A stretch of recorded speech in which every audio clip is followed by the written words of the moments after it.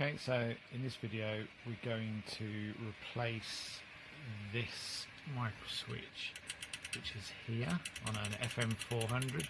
And what this switch does is it activates the counter. So if your machine's stopped counting, chances are the small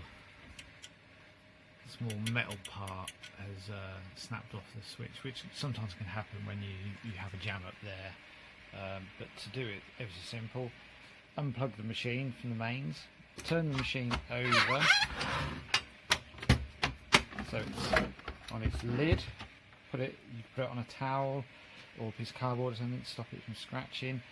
And in these 4 holes here is a Phillips screwdriver, Phillips screw, so a very small one. This is what I use. So just unscrew all 4 and this will come off. So this is the micro switch in question. So undo the 2 screws.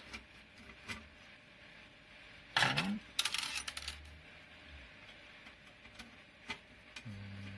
the other one.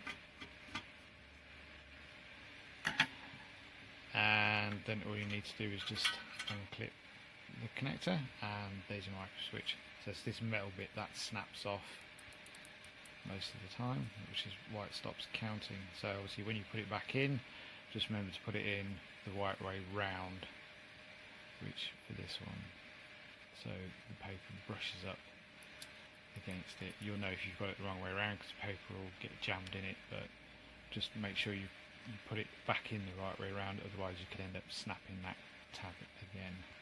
And then refitting it is just a reversal, so you put that back on, put your 2 screws back in, connect your cable, put your lid back on, screw your 4 screws down, and then you can turn the machine over, plug it back in, and it will start counting again for you.